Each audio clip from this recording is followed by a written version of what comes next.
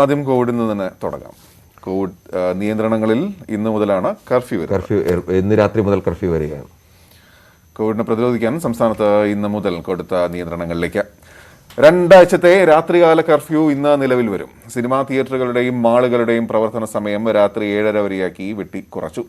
നാളെയും മറ്റന്നാളുമായി 3 ലക്ഷം പേർക്ക് കോവിഡ് പരിശോധന നടത്തും. അതും ശ്രദ്ധിക്കേണ്ടതാണ്. കൂട്ടപരിശോധന നടത്തിയപ്പോഴാണ് നമ്മൾ പോസിറ്റീവ് കൂടുതൽ പേരുടെ രോഗം കണ്ടെത്താൻ കഴിഞ്ഞത്. ഒരു തരത്തിൽ അത് വളരെ നല്ലതാണ്. അല്ലെങ്കിൽ അറിയാതെ പോകും ഒരുപാട് പേർ. എത്രയും പേരുടെ പരിശോധന നടത്തി അത്രയും പേർക്ക് രോഗമുണ്ട് എന്ന് അറിഞ്ഞാൽ അവർക്കും അവർ മൂലം പടരാൻ സാധ്യതയുള്ള വലിയൊരു വിഭാഗത്തിനും ഏറ്റവും നല്ലതാണ്. അതുകൊണ്ട് പരിശോധന കൂട്ടൽ തന്നെയാണ്. ആരോഗ്യ വിദഗ്ധരും അത് തന്നെയാണ് പറയുന്നത്. പക്ഷെ നേരത്തെ അങ്ങനെയല്ല പറഞ്ഞിരുന്നത്. ഇപ്പോഴാണ് കൂട്ടപരിശോധനയുടെ സാധ്യത. നമ്മൾ ട്രേസ് ചെയ്ത് അവരെ മാത്രം പരിശോധിക്കുന്നതായിരുന്നു. പക്ഷേ ഈ മെത്തേഡ് ഇത് ചെയ്തപ്പോൾ അതാണ് കൂടുതൽ നല്ലതെന്ന് തോന്നുന്നു അല്ലേ? നേരത്തെ ഉള്ള അവസ്ഥ അതായിരുന്നില്ല, ഇത്രയും ഗുരുതരമായിരുന്നില്ല. പക്ഷേ ഇപ്പോഴത്തെ അവസ്ഥയിൽ പക്ഷേ ഈ പരിശോധിക്കാതെ ഇനി മുന്നോട്ട് പോകാൻ കഴിയില്ല എന്ന അവസ്ഥയിലേക്കാണ് നമ്മൾ പരിശോധനയ്ക്ക് കടന്നത്. ഏതായാലും അതും ഒരു നല്ല കാര്യം എന്ന് പറയാം. ഇന്നു മുതൽ സ്വകാര്യ ട്യൂഷൻ കേന്ദ്രങ്ങളിലും പ്രവർത്തിക്കാൻ പാടില്ല. അതേസമയം വാക്സിൻ ക്ഷാമം സംസ്ഥാനത്ത് കൂടുതൽ രൂക്ഷമായി എന്നാണ് മനസ്സിലാക്കുന്നത്. വാക്സിൻ കുത്തിവയ്പ്പ് കേന്ദ്രങ്ങളിൽ 1/3 മാത്രമാണ് പ്രവർത്തിക്കുന്നത്. തുടർച്ചയായി 2ാം ദിവസവും 2000-ലധികം പേർക്ക് കോവിഡ് സ്ഥിരീകരിച്ച കോഴിക്കോട്ട് സ്ഥിതിഗതികൾ അതിരൂക്ഷമാണ്. കണ്ണൂരിൽ 7ഇടത്ത് നിരോധനാജ്ഞ പ്രഖ്യാപിച്ചിട്ടുണ്ട്. കൂടുതൽ ഡോക്ടർമാർക്ക് കോവിഡ് സ്ഥിരീകരിച്ചതോടെ കോട്ടയം മെഡിക്കൽ കോളേജിന്റെ പ്രവർത്തനം പ്രതിസന്ധിയിലായിട്ടുണ്ട്. വാളയാറടക്കം അതിർത്തികളിൽ പരിശോധന കൂടുതൽ കർശനമാക്കിയിട്ടുണ്ട്. വിവരങ്ങളുമായി വിവിധ ഇടങ്ങളിൽ നിന്നും ഞങ്ങളെ പ്രതികൾ ചേരുന്നു. ആദ്യം ഉമേഷിലേക്ക് പോകും അല്ലേ? ഉമേഷിലേക്ക് തിരുവനന്തപുരത്ത് ആകെ സംസ്ഥാനത്തിന്റെ ഒരു അവസ്ഥ അറിയേണ്ടതുണ്ട്.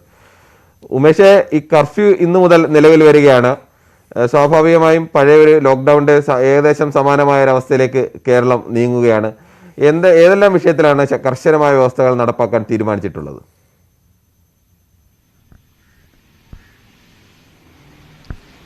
പ്രധാനമായി രാത്രികാല കർഫ്യൂ ആണ് ഇന്നു മുതൽ നിലവിൽ വരുന്നത്. സ്വാഭാവികമായി ആ രാത്രികാല കർഫ്യൂ നിലവിൽ വരുന്നതോടുകൂടി ജനങ്ങൾക്ക് ഇതിൻ്റെ ഒരു സീരിയസ്നെസ് അല്ലെങ്കിൽ ഇതിൻ്റെ ഒരു ഗൗരവം കൃത്യമായി മനസ്സിലാകും എന്നുള്ള ഒരു തോന്നൽ അല്ലെങ്കിൽ അത്തരമൊരു വിലയിരുത്തലാണ് സർക്കാരിനുള്ളത്. എന്തായാലും ഇന്നു മുതൽ രാത്രികാല കർഫ്യൂ നിലവിലും അതും അത്യാവശ്യ കാര്യങ്ങൾക്ക് മാത്രം പുറത്തിറങ്ങാവൂ എന്നുള്ള നിർദ്ദേശം കഴിഞ്ഞ കുറച്ച് ദിവസമായി സർക്കാരും ആരോഗ്യ പ്രവർത്തകരും നിരന്തരം ആവശ്യപ്പെടുന്നുണ്ട്. സ്വാഭാവികമായി അതും ഉൾക്കൊള്ളേണ്ടതുണ്ട്. ട്യൂഷൻ സെൻ്ററുകൾ ഇന്നു മുതൽ പ്രവർത്തിക്കുകയില്ല.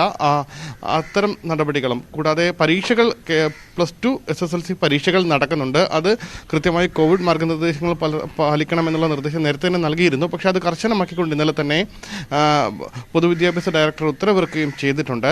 എന്തായാലും സംസ്ഥാനത്ത് ഗുരുതരമായി തന്നെ കോവിഡിൻ്റെ സാഹചര്യം തുടരുന്നുണ്ട്.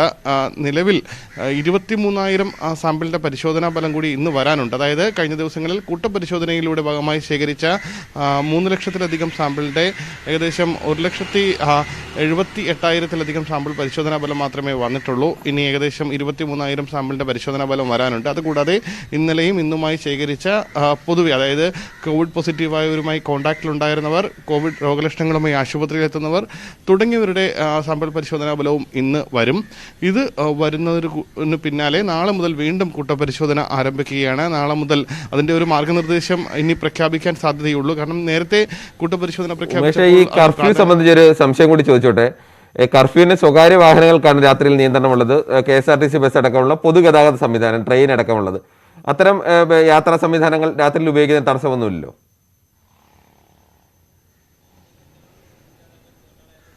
നിലവിൽ അത്തരമൊരു നിർദ്ദേശം, അതായത് പൊതുഗതാഗതത്തിന് തടസ്സമില്ല. കാരണം നിരവധി പേർ ദീർഘദൂര യാത്രകളടക്കം നടത്താൻ ആശ്രയിക്കുന്ന ട്രെയിൻ, കൂടാതെ KSRTCയിൽ തന്നെ ദീർഘദൂര ബസ്സുകൾ തുടങ്ങിയവയ്ക്കൊന്നും നിരോധനമില്ല.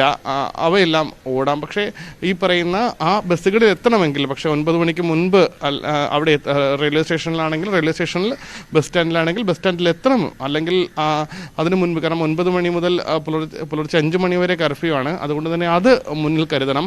ഇപ്പോൾ ഒരു പക്ഷേ 10 മണിക്ക് ശേഷമുള്ള ബസ്സാണെങ്കിൽ പോലും നേരത്തെ ബസ് സ്റ്റാൻഡിൽ എത്തേണ്ടതുണ്ട്. അതാണ് ഈ കർഫ്യൂ കൊണ്ട് കൂടുതൽ അത്തരമൊരു എത്തിയ ശേഷം തിരികെ പോകേണ്ടത്. അത് മാത്രമല്ല, അവർ രാത്രി പോകുമ്പോൾ ഇറങ്ങുന്ന സ്ഥലത്തും രാത്രി ചെറിയ ഇളവുകൾ അവിടെ നൽകേണ്ടി വരില്ലേ? ഒരാൾ രാത്രിയിൽ തിരുവനന്തപുരത്ത് നിന്ന് കോഴിക്കോട്ടേക്ക് പോകുന്നു, ചിലപ്പോൾ അയാൾക്ക് ഇറങ്ങേണ്ടി വരുന്നത് ആലപ്പുഴ ആയിരിക്കും, ആലപ്പുഴ ഇറങ്ങേണ്ടി വരുന്നത് രാത്രിയിലായിരിക്കും. അത്തരം ചെറിയ ചെറിയ ഇളവുകളിലൂടെ നടപ്പാക്കിയല്ലേ, അല്ലാതെ ഒരു നേരത്തെ പോലെ കർശനമായ ഒരു അവസ്ഥയിലേക്കല്ലല്ലോ, ഒരു നിയന്ത്രണം എന്ന തരത്തിലല്ലേ?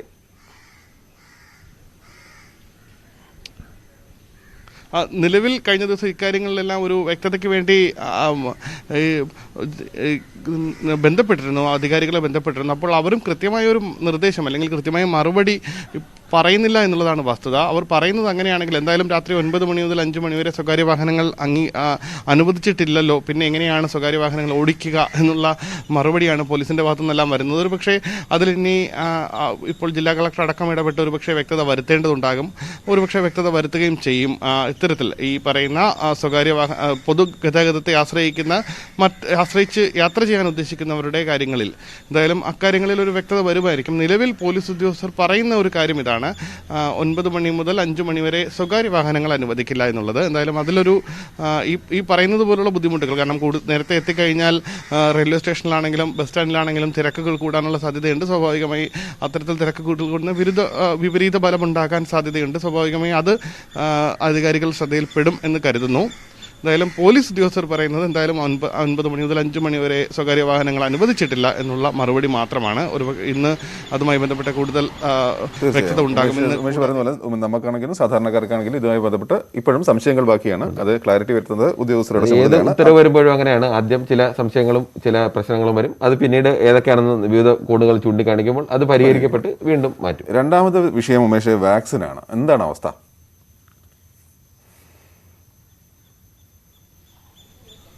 വളരെ ഗുരുതര അവസ്ഥയിലാണ് സംസ്ഥാനത്ത് ഇപ്പോൾ വാക്സിൻ ഷോർട്ടേജിൻ്റെ അവസ്ഥയിലെത്തിയിരിക്കുന്നത്. കാരണം തിരുവനന്തപുരത്തിൻ്റെ കണക്ക് മാത്രം എടുത്താൽ നമുക്കത് മനസ്സിലാകും. ഏറ്റവും കൂടുതൽ വാക്സിൻ നൽകിയത് തിരുവനന്തപുരത്താണ്. പക്ഷേ ഇനി തിരുവനന്തപുരത്ത് അവശേഷിക്കുന്നത് 1500 ഡോസ് വാക്സിൻ, കോവിഷീൽഡ് വാക്സിൻ മാത്രമാണ്. നമുക്കറിയാം ഇപ്പോൾ സെക്കൻഡ് ഡോസ് എടുക്കാൻ നിരവധി പേർ ഈ ജിമ്മി ജോർജിലടക്കം എത്തുന്നുണ്ട്. കാരണം തെരഞ്ഞെടുപ്പ് ഡ്യൂട്ടിക്ക് നിയോഗിച്ചിരുന്ന ഉദ്യോഗസ്ഥരെല്ലാം ഫസ്റ്റ് ഡോസ് കഴിഞ്ഞ് അവരുടെ 42 ദിവസത്തിന് ശേഷമുള്ള സെക്കൻഡ് ഡോസ് എടുക്കാൻ എത്തുകയാണ്. അതുകൂടാതെ നിരവധി പേർ സ്വയം സന്നദ്ധരായി 45 വയസ്സിന് മുകളിലുള്ളവർ ഇപ്പോഴും വാക്സിൻ എടുക്കാൻ എത്തുന്നു. കഴിഞ്ഞ ദിവസമെല്ലാം ജിമ്മി ജോർജിൽ കണ്ടത് വലിയ തിരക്കാണ് കണ്ടത്. എന്നാൽ തിരുവനന്തപുരം ജില്ലയിൽ ഇന്ന് വാക്സിൻ ഇല്ല, വളരെ ഷോർട്ടേജാണ്. വെറും 1500 ഡോസ് കോവിഷീൽഡ് വാക്സിൻ മാത്രമേ ഉള്ളൂ. ഇത് എവിടെ നൽകണമെന്നുള്ള കാര്യത്തിൽ ഇപ്പോഴും വാക്സിനുമായി ബന്ധപ്പെട്ട് അല്ലെങ്കിൽ അതിൻ്റെ ചുമതലയുള്ള ഉദ്യോഗസ്ഥന് പോലും ഒരു വ്യക്തത ലഭിച്ചിട്ടില്ല. ഒരുപക്ഷെ ജിമ്മി ജോർജിൽ തന്നെ ഈ 1500 ഡോസ് വാക്സിൻ നൽകാൻ സാധ്യതയുണ്ട്. എങ്ങനെയാണെങ്കിൽ മറ്റ് സ്ഥലങ്ങൾ, അതായത് ജനറൽ ഹോസ്പിറ്റൽ, മറ്റ് താലൂക്ക് ഹോസ്പിറ്റൽ അടക്കമുള്ളവിടത്ത് നിന്ന് വാക്സിൻ വിതരണം മുടങ്ങും. അത്തരത്തിൽ ഗുരുതരമായ സാഹചര്യമാണ് തിരുവനന്തപുരത്തുള്ളത്. എന്തായാലും കോവിഷീൽഡ് വാക്സിൻ ഏകദേശം 1 ലക്ഷത്തിൽ താഴെ മാത്രമേ സംസ്ഥാനത്താകെ ഇപ്പോൾ സ്റ്റോക്കുള്ളൂ. കോവാക്സിൻ ഏകദേശം 1 ലക്ഷത്തിലധികം സ്റ്റോക്കുണ്ട്. പക്ഷേ അത് ഫസ്റ്റ് ഡോസ് കൂടുതലായി നൽകേണ്ടതില്ല എന്നുള്ള ഒരു നിർദ്ദേശമുണ്ട്. കാരണം അത് കോവാക്സിൻ സുലഭമായി ലഭിക്കാറില്ല. ഫസ്റ്റ് ഡോസ് എടുത്തവർ 28 ദിവസത്തിന് ശേഷം സെക്കൻഡ് ഡോസ് എടുക്കേണ്ടതുണ്ട്. പക്ഷേ കോവാക്സിൻ നമുക്ക് കേരളത്തിൽ കേന്ദ്രം അനുവദിക്കുന്നത് ഇത്തരത്തിൽ റെഗുലറായി അനുവദിക്കുന്നില്ല. അതുകൊണ്ട് തന്നെ ഫസ്റ്റ് ഡോസ് എടുക്കുന്ന സാധാരണക്കാർക്ക് കോവാക്സിൻ എടുക്കേണ്ടതില്ല എന്നുള്ള നിർദ്ദേശമുള്ളത് കൊണ്ട് തന്നെ കോവിഷീൽഡാണ് ഇപ്പോഴും കൂടുതൽ ആശ്രയിക്കുന്നത്. പക്ഷേ അത് സംസ്ഥാനത്ത് ആവശ്യത്തിനില്ല എന്നുള്ളത് ഗുരുതര സാഹചര്യം സൃഷ്ടിക്കും. നേരത്തെ പറഞ്ഞത് പ്രകാരമാണെങ്കിൽ ഇന്ന്, അതായത് 20-ാം തീയതി കൂടുതൽ വാക്സിൻ കേരളത്തിൽ എത്തിക്കുമെന്നുള്ളതാണ്. പക്ഷേ ഇതുവരെ ആരോഗ്യവകുപ്പ് ഉദ്യോഗസ്ഥർക്ക് ഇത് സംബന്ധിച്ച ഒരു നിർദ്ദേശമോ അല്ലെങ്കിൽ ഒരു കോണ്ടാക്റ്റോ ലഭിച്ചിട്ടില്ല. 3 റീജിയണൽ സ്റ്റോറുണ്ട്, തിരുവനന്തപുരം, കൊച്ചി, കോഴിക്കോട്. 3 റീജിയണൽ സ്റ്റോറുകളിലും വാക്സിൻ വളരെ പരിമിതമാണ്. ജില്ലാ സ്റ്റോറേജുകളിലേക്ക് റീജിയണൽ സ്റ്റോറേജിലുണ്ടായിരുന്ന ഒട്ടുമിക്ക വാക്സിനും മാറ്റിക്കഴിഞ്ഞു. ഏറ്റവും കൂടുതൽ, ഒരുപക്ഷെ തിരുവനന്തപുരത്ത് ജിമ്മി ജോർജ് കഴിഞ്ഞാൽ ഏറ്റവും കൂടുതൽ വാക്സിൻ എടുത്തിരുന്ന തിരുവനന്തപുരം ജനറൽ ആശുപത്രിയിൽ 0 വാക്സിൻ ഡോസിൻ്റെ അളവ്. ഇതാണ് ഈ വാക്സിൻ സംബന്ധിച്ച് കേരളത്തിന്റെ. അപ്പോൾ ഇന്ന് 20-ാം തീയതി ഇന്ന് വരികയാണെങ്കിൽ നമുക്ക് കാര്യങ്ങൾ സുഗമമാവും, അതല്ലെങ്കിൽ ബുദ്ധിമുട്ടാവും എന്ന് തന്നെയാണ് മനസ്സിലാവുന്നത്. ഏതായാലും എറണാകുളത്തേക്കാണ് നമുക്ക് വരേണ്ടത്, കാരണം അതിന്റെ തീവ്രത അനുസരിച്ച്. പക്ഷേ പാലക്കാട് നിന്നുള്ള ദൃശ്യങ്ങളാണ്, വാളയാർ എന്നുള്ള ദൃശ്യങ്ങളാണ് നമ്മൾ കണ്ടത്. അതുകൊണ്ട് പ്രസാദിലേക്ക് പ്രസാദ്, നമ്മളിപ്പോൾ വിഷ്വൽസ് കണ്ടു. അവിടെ ഉദ്യോഗസ്ഥർ കാറുകൾ തടയുന്നു, പരിശോധന നടത്തുന്നു. എങ്ങനെയാ അപ്പോൾ 48 മണിക്കൂർ മുമ്പുള്ള RT-PCR അതിർത്തി കടക്കാൻ പറ്റുള്ളൂ എന്നാണോ? എങ്ങനെയാണ് അതിന്റെ ഇപ്പോഴത്തെ രീതികൾ?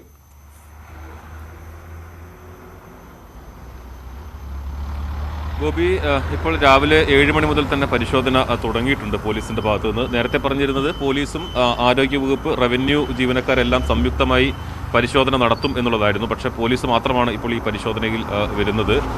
നേരത്തെ ഗോപി ചൂണ്ടിക്കാണിച്ച പോലെ ഈ RT-PCRന്റെ ഒരു പ്രായോഗിക ബുദ്ധിമുട്ട് ഇന്നലെ മുതൽ തന്നെ ഉയർന്നു വരുന്നതാണ്. ദിവസേന യാത്ര നടത്തുന്ന ആളുകളുണ്ട്, തൊഴിൽ ആവശ്യങ്ങൾക്കും മറ്റുമായി ദിവസേന യാത്ര നടത്തുന്ന ആളുകൾക്കുണ്ട്. അവർക്കെല്ലാം തന്നെ ഈ RT-PCR ടെസ്റ്റിന്റെ നടത്തി അതിന് കോവിഡ് നെഗറ്റീവ് സർട്ടിഫിക്കറ്റ് എല്ലാ ദിവസവും ഹാജരാക്കുക എന്നുള്ളത് പ്രായോഗിക ബുദ്ധിമുട്ടുകളുണ്ട്. അതിനകത്തൊരു കൃത്യത വരുത്തണം എന്ന് പൊതുവായി ഉയർന്നിരുന്നു. പക്ഷേ സർക്കാരിൻ്റെ ഭാഗത്തു നിന്ന് അത്തരമൊരു നിർദ്ദേശം കൃത്യമായി ഇപ്പോൾ വരുന്നില്ല. അതുപോലെ ബസ് യാത്രക്കാർക്ക് ഇന്ന് മുതൽ തന്നെ ബസ് യാത്രക്കാർക്കും ഈ രജിസ്ട്രേഷൻ നിർബന്ധമാണ്. ഈ സർട്ടിഫിക്കറ്റുകളെല്ലാം തന്നെ ഹാജരാക്കണം. അതല്ല യാത്ര ചെയ്ത് വന്നതിന് ശേഷം ഈ 48 മണിക്കൂറിനകം RT-PCR നടത്തണം, അല്ലെങ്കിൽ നിരീക്ഷണത്തിലേക്ക് മാറണം എന്നുള്ളതാണ് സർക്കാരിൻ്റെ പൊതു നിർദ്ദേശമായി വന്നിരുന്നത്. ഇതെല്ലാം ഈ ദിവസേന യാത്ര നടത്തുന്ന ആളുകളെ വലിയ തോതിൽ ബുദ്ധിമുട്ടിലാക്കുന്നു എന്നുള്ള ഒരു പരാതിയായി ഉയർന്നിട്ടുണ്ട്. അതുകൊണ്ട് തന്നെ ഇതിനകത്ത് എങ്ങനെയാണ് ഈ പ്രശ്നം പരിഹരിക്കുക എന്നുള്ളതാണ് ദിവസേന നിത്യം തൊഴിലാവശ്യങ്ങൾക്കായി ഇപ്പോൾ പാലക്കാട് നിന്ന് ദിവസേന കോയമ്പത്തൂർ പോയി തൊഴിൽ ചെയ്യുന്ന ആളുകളുണ്ട്. അതോടൊപ്പം തിരിച്ച് പാലക്കാട് ഭാഗത്തേക്ക് വരുന്ന ആളുകളുണ്ട്. അവരെ എങ്ങനെയാണ് ഈ പ്രശ്നത്തിൽ ഒരു പരിഹാരം എങ്ങനെയാണ് വരുന്നത് എന്നുള്ളത് സംബന്ധിച്ചുള്ള ഒരു ചർച്ചകളെല്ലാം തന്നെ ഉയർന്നു വരേണ്ടതുണ്ട്. കഴിഞ്ഞ ദിവസങ്ങളിലെല്ലാം തന്നെ യാത്രക്കാർ ഇത് ആവശ്യമായി ഉന്നയിച്ചിരുന്നു. അതോടൊപ്പം പോലീസിന്റെയും റവന്യൂവിന്റെയും ആരോഗ്യവകുപ്പിന്റെയും സംയുക്ത പരിശോധനയാണ് ഉയർത്തി കാണിച്ചിരുന്നത്. പ്രസാദ്, ഇപ്പൊ നമ്മൾ കണ്ടുകൊണ്ടിരിക്കുന്നത് പോലീസ് തടയുന്നു, ഓരോരുത്തരും മൊബൈലിൽ RT-PCR റിസൾട്ട് ആണോ കാണിക്കുന്നത്? എന്താ സംഭവം? ഇതിപ്പോൾ നമ്മൾ നോക്കുന്നത് ഇവർ പാസ് എടുത്ത ആളുകളാണ്. അവരുടെ പാസ്സാണ് കാണിക്കുന്നത്. നിങ്ങൾ എങ്ങോട്ടാ? എവിടേക്കാണ്? കോട്ടക്കൽ പാസ് എടുത്ത് അപ്പോൾ ഇത് പാസ് എടുത്ത് വരുന്ന ആളുകളാണ്. നമുക്ക് ബസ് യാത്രക്കാർ ഉൾപ്പെടെയുള്ള ആളുകൾ ഇപ്പോൾ നമുക്ക് ഇവിടുന്ന് ദൃശ്യങ്ങളിൽ കാണാം. ഇതിന്റെ അതിർത്തി പ്രദേശത്ത് ഒരു KSRTC ബസ്. പാസ് എടുത്ത് വരുന്നവർക്ക് RT-PCR കൂടി നിർബന്ധമാണോ? RT-PCR നിർബന്ധമാണ് എന്നതാണ് ഉയർന്നിട്ടുള്ള പൊതു നിർദ്ദേശമുണ്ടായിരുന്നത്. ഒന്നെങ്കിൽ 48 മണിക്കൂർ യാത്ര ചെയ്യുന്നതിൻ്റെ 48 മണിക്കൂർ മുമ്പ് RT-PCR എടുത്ത് കോവിഡ് നെഗറ്റീവ് സർട്ടിഫിക്കറ്റ് ഹാജരാക്കുക. അതല്ല എങ്കിൽ യാത്ര ചെയ്ത് വന്നതിന് ശേഷം RT-PCR എടുക്കുക. ആ റിസൾട്ട് വരുന്നത് വരെ അവർ നിരീക്ഷണത്തിൽ കഴിയുക, അല്ലെങ്കിൽ 14 ദിവസം ക്വാറന്റൈനിൽ കഴിയുക, രോഗലക്ഷണം ഉണ്ടെങ്കിൽ പരിശോധനയ്ക്ക് വിധേയമാകുക എന്നുള്ളതാണ് ഉണ്ടായിരുന്ന നിർദ്ദേശം. അപ്പോൾ ഉയർന്നിരുന്നൊരു പരാതി എന്ന് പറയുന്നത്, ഇപ്പോൾ ഈ ബസ്സിലുള്ള യാത്രക്കാരെല്ലാം തന്നെ പലരും ഈ രാവിലെ മുതൽ തന്നെ തൊഴിലാവശ്യങ്ങൾക്കായി പോകുന്ന കോയമ്പത്തൂർ ഭാഗത്തേക്കും അതോടൊപ്പം തന്നെ കോയമ്പത്തൂർ ഭാഗത്ത് നിന്ന് പാലക്കാട് ഭാഗത്തേക്കും പോകുന്ന നിരവധി ആളുകളുണ്ട്. അപ്പോൾ അവർക്ക് എങ്ങനെയാണ് ഇത് ദിവസേന ഇത്തരത്തിൽ RT-PCR ടെസ്റ്റിൻ്റെ കോവിഡ് നെഗറ്റീവ് സർട്ടിഫിക്കറ്റ് ഹാജരാക്കുക, അതല്ല എങ്കിൽ ഇത്തരത്തിൽ രജിസ്ട്രേഷൻ നടത്തുക എന്നുള്ളതെല്ലാം തന്നെ ചില പ്രായോഗിക ബുദ്ധിമുട്ടുകൾ പറഞ്ഞിരുന്നു. അതോടൊപ്പം ഈ RT-PCR ടെസ്റ്റ് സ്വകാര്യ ലാബുകളിലെല്ലാം തന്നെ ചെയ്യണമെങ്കിൽ വലിയ പണവും ആവശ്യമാണ്. അതുകൊണ്ട് തന്നെ ഇത്തരം കാര്യങ്ങളിൽ അതിനകത്തൊരു കൃത്യത വരുത്തണം എന്നുള്ളത് ഉയർന്നിരുന്നു. അതിൻ്റെ ഒരു മാർഗ്ഗനിർദ്ദേശം പുതിയതായി വരും എന്നതാണ് കരുതുന്നത്.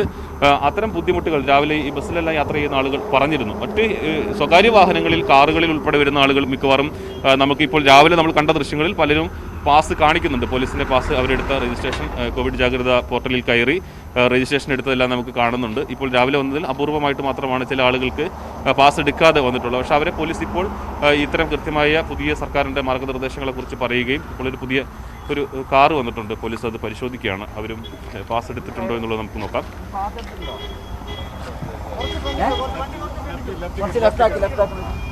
അവർ പാസ് എടുത്തിട്ടില്ല എന്നുള്ളതാണ് പറയുന്നത്. പോലീസ് ആ വാഹനം അവർ പാർക്ക് ചെയ്യാൻ ഇങ്ങോട്ട് സൈഡിലേക്ക് മാറ്റിയിടാനാണ് പറയുന്നത്. ഇന്നലെല്ലാം തന്നെ ഇത്തരം ആളുകളെ ചെയ്തിരുന്നത് അവർക്ക് മാർഗ്ഗനിർദ്ദേശങ്ങൾ കൊടുക്കുകയും വരും ദിവസങ്ങളിൽ ഇത് അനുവദിക്കില്ല എന്ന് വളരെ കൃത്യമായി പറയുകയുമാണ് ചെയ്തിട്ടുള്ളത്. രാവിലെ മുതൽ തന്നെ തിരക്കുകൾ അനുഭവപ്പെട്ടു തുടങ്ങിയിട്ടുണ്ട്. ഇന്നലെ 8 മണിക്കാണ് പരിശോധന ആരംഭിച്ചെങ്കിൽ ഇന്ന് രാവിലെ മുതൽ തന്നെ പരിശോധന തുടങ്ങിയിട്ടുണ്ട്. മറ്റൊന്ന് ഇന്ന് രാത്രി കാണുന്നത് ഇപ്പോൾ നമ്മൾ കാറുകാർ, ബൈക്കുകാർ അവരൊക്കെ വരുന്നു. ചിലർ പാസ് ഉണ്ട്, ചിലർ പാസ്സില്ല. ഈ ബസ്സിൽ വരുന്ന യാത്രക്കാർ, ബസ്സുകളൊന്നും അവിടെ ബസ്സും അത് ലോറിയൊന്നും തടഞ്ഞു നിർത്തി കണ്ടില്ല. അപ്പോൾ ബസ് കാലി ബസ്സായിരുന്നു. എന്താ അതിൻ്റെ ഒരു വ്യത്യാസം?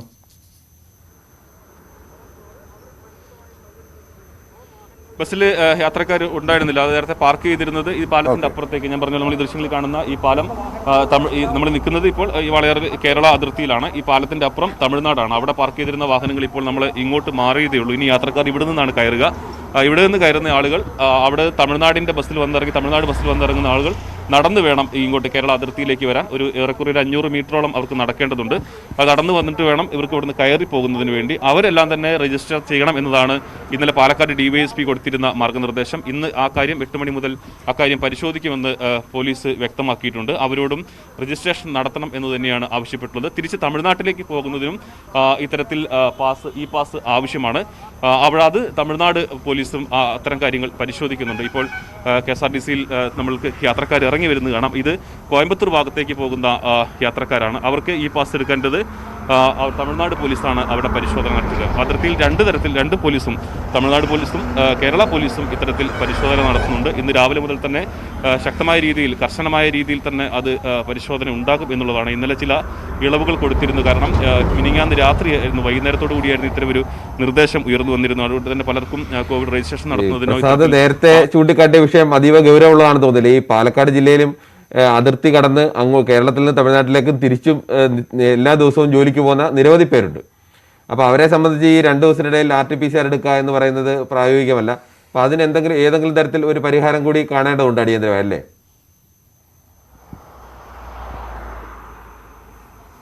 തീർച്ചയായും കിരൺ, അതൊരു വലിയ പ്രായോഗിക പ്രശ്നങ്ങൾ തന്നെയാണ്. അതിനകത്ത് ആരോഗ്യവകുപ്പ് തന്നെയാണ് അതിനകത്ത് കൃത്യമായ ഒരു മാർഗ്ഗനിർദ്ദേശം പുറപ്പെടുവിക്കേണ്ടത്. അത് എങ്ങനെയാണ് ഈ പ്രശ്നത്തെ പരിഹരിക്കുക?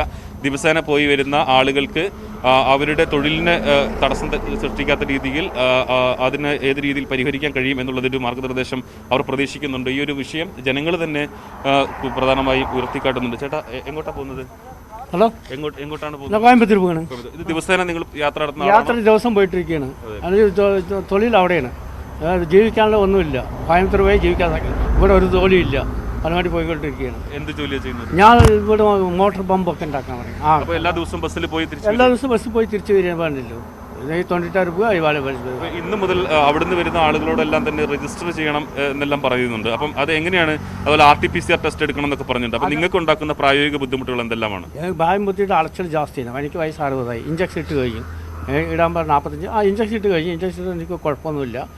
ദിവസം വൈകുന്നേരം ആകുമ്പോഴേക്ക് 3:30-4 മണിയാകുമ്പോഴേക്കും തിരിച്ചു വന്നറിയും. എൻ്റെ ജോലി കഴിഞ്ഞാൽ വേറെ പണി അത്ര ടെൻഷനൊന്നുമില്ല. ബസ് പോവുക, പണി കോൺട്രാക്റ്റാണേ, പണി കഴിഞ്ഞാൽ അങ്ങോട്ട് വരിക. ഈ ദിവസം രജിസ്റ്റർ ചെയ്യണം എന്നുള്ളതൊക്കെ ബുദ്ധിമുട്ട് രജിസ്ട്രേഷൻ അവിടെ ചെയ്തിട്ടൊന്നുമില്ല. എന്തായാലും തൊട്ടിട്ടാണ് ഇട്ടിരിക്കുന്നത്. ഇന്ന് പോയാൽ അറിയുള്ളൂ. പോയാൽ ടെസ്റ്റ് ചെയ്യുന്നതാ എന്തായാലും ഇന്ന് പോയാൽ അറിയുള്ളൂ. നിങ്ങൾ അങ്ങോട്ട് പോകുമ്പോൾ തമിഴ്നാട് പോലീസ് ഈ ബസ് യാത്രക്കാരെ പരിശോധിക്കുന്നുണ്ട്. പരിശോധിക്കുന്നുണ്ട്.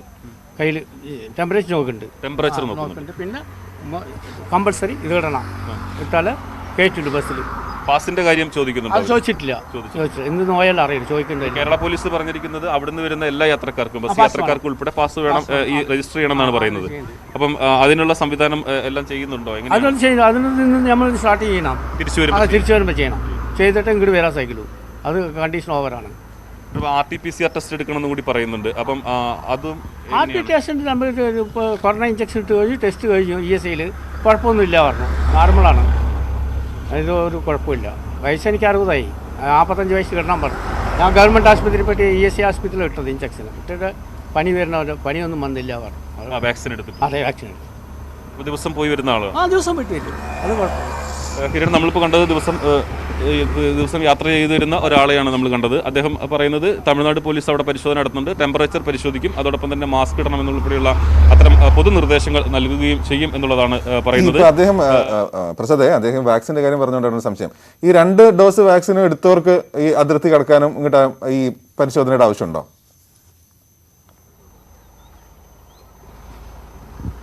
അത് ഗോപി, അത്തരമൊരു കാര്യം ഈ ഒരു വന്നിരിക്കുന്ന, അതായത് മിനിങ്ങാന്ന് വന്നിരിക്കുന്ന മാർഗ്ഗനിർദ്ദേശങ്ങളിൽ അത് പറയുന്നില്ല. കാരണം 2 ഡോസ് എടുത്ത വാക്സിൻ എടുക്കുന്ന ആളുകൾക്ക് ഇത്തരം കാര്യത്തിൽ മാറി നിൽക്കണം എന്ന കാര്യം അത് പൊതുവായി പറയുന്നില്ല. അത് ഒരുപാട് ആശയക്കുഴപ്പങ്ങൾ ഇതുമായി ബന്ധപ്പെട്ടുകൊണ്ടുണ്ട്. നമുക്കറിയാം, ഇത് കഴിഞ്ഞ ലോക്ക്ഡൗണിൽ തുടക്കഘട്ടത്തിൽ ഏറ്റവും കൂടുതൽ പ്രശ്നങ്ങൾ ഉണ്ടാകുകയും ജനങ്ങൾ ദുരിതം അനുഭവിക്കുകയും ചെയ്തിരുന്ന ഒരു മേഖല എന്ന് പറയുന്നത് വാളയാറായിരുന്നു. വലിയ രാഷ്ട്രീയ വിവാദങ്ങൾ ഉൾപ്പെടെ ഉണ്ടായ, ഗോപിയെല്ലാം ഓർക്കുന്നുണ്ടാവും, ഉണ്ടായ സംഭവങ്ങൾ ഉണ്ടായത് പോലും ഈ വാളയാറിലാണ്. കാരണം അത്രയേറെ യാത്രക്കാരും എല്ലാം തന്നെ വന്നു പോകുന്ന ഒരു മേഖലയാണ് ഇവിടെയുള്ളത്. അതുകൊണ്ട് തന്നെ ഈ ഒരു കാര്യത്തിൽ വളരെ കൃത്യത സർക്കാരിൻ്റെ ഭാഗത്തുനിന്ന് ഉണ്ടാകണം എന്നുള്ളതാണ്. അത് നിത്യേന വന്നു പോകുന്ന യാത്രകൾ, ഇപ്പോൾ നമ്മൾ നേരത്തെ പരിചയപ്പെട്ടതുപോലെയുള്ള ദിവസം തൊഴിലിന് പോയി വന്ന് മടങ്ങി പോകുന്ന ആളുകൾ, അവർക്കെല്ലാം തന്നെ registration, RT-PCR test, Covid negative certificate ഇതെല്ലാം ഹാജരാക്കുന്നതിൽ ഇപ്പോൾ ഇവർ പാസ് ഉണ്ടോ? എങ്ങോട്ടാണ് പോകുന്നത്? പാലക്കാട്. അപ്പോൾ ഇവരെല്ലാം ഇങ്ങനെയുള്ള സ്വകാര്യ വാഹനങ്ങൾ വന്ന് പോകുന്ന ആളുകൾ, ഭൂരിഭാഗം ആളുകളും പാസ് എടുത്തിട്ടുണ്ട്. പക്ഷേ നമ്മൾ നേരത്തെ പരിചയപ്പെട്ട പോലെയുള്ള ആളുകൾ, അവർക്ക് ഇത്തരം ചില പ്രായോഗിക ബുദ്ധിമുട്ടുകളുണ്ട്. അപ്പോൾ അതിനെ എങ്ങനെയാണ് പ്രതിനിധീകരിച്ച് അത് പ്രശ്നത്തിൻ്റെ പരിഹാരം സർക്കാർ കണ്ടെത്തുക എന്നുള്ളത് തന്നെയാണ് എടുത്തു പറയേണ്ടത്. RT-PCR ടെസ്റ്റ് സ്വകാര്യ ലാബുകളിൽ ചെയ്യുക എന്നുള്ളത് കുറച്ച് അധികം പണച്ചെലവുള്ള കാര്യം കൂടിയാണ്. അതുകൊണ്ട് അത്തരം കാര്യങ്ങളിൽ ഒരു കൃത്യത വരും ദിവസങ്ങളിൽ ഒരുപക്ഷെ ഇന്ന് തന്നെ ഉണ്ടാകും എന്ന് തന്നെയാണ് കരുതുന്നത്. കാരണം പോലീസ് ഇന്നിപ്പോൾ 8 മണിക്ക് ശേഷം ബസ് യാത്രക്കാരെ കൂടി പരിശോധിക്കുകയാണ്. അവർക്ക് ചില മാർഗ്ഗനിർദ്ദേശങ്ങൾ നൽകും. അതിലേക്ക് കൂടി കടക്കുമ്പോൾ യാത്രക്കാരിൽ നിന്നും സ്വാഭാവികമായും ചില പ്രതിഷേധങ്ങളോ അല്ലെങ്കിൽ അവരുടെ ചില പരാതികളോ ഉയർന്നു വരാനും സാധ്യതയുണ്ട്. ഇത്തരം കാര്യങ്ങളിൽ സർക്കാരിൻ്റെ ഭാഗത്തുനിന്ന് കൂടി ഒരു കൃത്യമായ നിർദ്ദേശം ഉണ്ടാകുന്നത് എല്ലാവർക്കും, അതായത് യാത്രക്കാർക്കും അതോടൊപ്പം തന്നെ ഇത് പരിശോധിക്കുന്ന ആളുകൾക്ക് കൂടി ഗുണകരമാകും. യെസ്, പ്രസാദാണ് വിവരങ്ങൾ നൽകിയത്. ഏതായാലും പ്രസാദാണെങ്കിലും ഉമേഷ് ആണെങ്കിലും പറഞ്ഞ പോലെ ആൾക്കാർ ചട്ടങ്ങളും ഒക്കെ അനുസരിക്കാൻ തയ്യാറാണ്. പക്ഷെ അതിലൊരു ക്ലാരിറ്റി വേണം ചില പ്രായോഗികമായ പ്രശ്നങ്ങളുണ്ട്. ഇപ്പോൾ വലിയ വിഷയം തന്നെയാണ് അത്രയും പേരുടെ തൊഴിൽ വിഷയം. കഴിഞ്ഞ പ്രാവശ്യം കാസർഗോഡ് തൊട്ട് മംഗലാപുരം പോയി വരുന്നതിൽ ദിവസവും 248 മണിക്കൂറിന് RT-PCR വേണമെന്ന് പറഞ്ഞിട്ട് വലിയ പ്രശ്നങ്ങളായിരുന്നു അവിടെ. അതിർത്തി ജില്ലകളിൽ താമസിക്കുന്നവരെ സംബന്ധിച്ചിടത്തോളം അവർക്ക് തമിഴ്നാട്, കേരളം വന്നില്ല. അവർ ചിലപ്പോൾ ജോലി അപ്പുറത്തായിരിക്കും, എല്ലാ ദിവസവും പോയി അങ്ങോട്ടും ഇങ്ങോട്ടും പോയി വരുന്നത്. അവർക്ക് വേണ്ടിയുള്ള ഒരു നിയമം വ്യവസ്ഥകൾ അതനുസരിച്ച് മാറ്റണം, എത്രയും പെട്ടെന്ന് മാറ്റണം. എങ്കിൽ മാത്രമേ പ്രായോഗിക. ഒരു പ്രാവശ്യം നമ്മളിതൊക്കെ അനുഭവിച്ചതാണ്. അപ്പോൾ രണ്ടാമത്തെ പ്രാവശ്യം വരുമ്പോഴെങ്കിലും അത് കൃത്യമായിട്ട് ക്ലാരിറ്റിയോടുകൂടി വരും എന്നായിരുന്നു നമ്മൾ പ്രതീക്ഷിച്ചത്. പക്ഷേ ഇതുവരെ അതുണ്ടായില്ല. ഈ കർഫ്യൂവിൻ്റെ കാര്യത്തിലാണെങ്കിലും അത് ഇതിൻ്റെ കാര്യത്തിലാണെങ്കിൽ ഇന്നതുണ്ടാവും എന്ന് പ്രതീക്ഷിക്കുന്നു. ഏതായാലും ഇനി കൊച്ചിയിലേക്ക് വരാം. കൊച്ചിയാണ് ഏറ്റവും ശ്രദ്ധിക്കേണ്ട ഒരിടം അല്ലേ? പോസിറ്റിവിറ്റി റേറ്റ് അനുസരിച്ചിട്ടാണെങ്കിലും രോഗികളുടെ എണ്ണമാണെങ്കിലും. അനീഷ, എറണാകുളം ജില്ല പൊതുവിൽ എന്താണ് അവസ്ഥ? ആശുപത്രികളുടെ അവസ്ഥ എന്താണ്? മരുന്നുകളുടെ അവസ്ഥ എന്താണ്? വാക്സിൻ്റെ അവസ്ഥ എന്താണ്?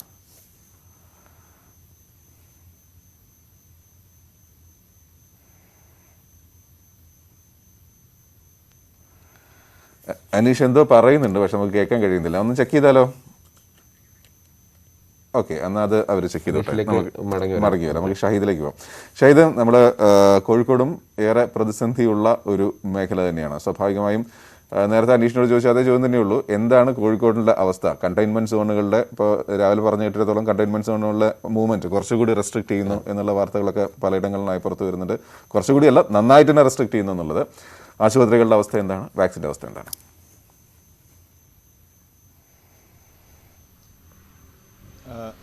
ഗോപി, ഉയർന്ന കണക്ക് തന്നെയാണ് കോഴിക്കോടുമുള്ളത്. ഇന്നലെ മാത്രം 2022 പോസിറ്റീവ് കേസുകളുണ്ടായി. ടെസ്റ്റ് പോസിറ്റിവിറ്റി നിരക്ക് 22% മുകളിൽ തന്നെ നിൽക്കുകയാണ്. കഴിഞ്ഞ കുറച്ച് ദിവസങ്ങളായി ആ കണക്ക് തന്നെയാണ് കോഴിക്കോട് നിന്നും വന്നുകൊണ്ടിരിക്കുന്നത്.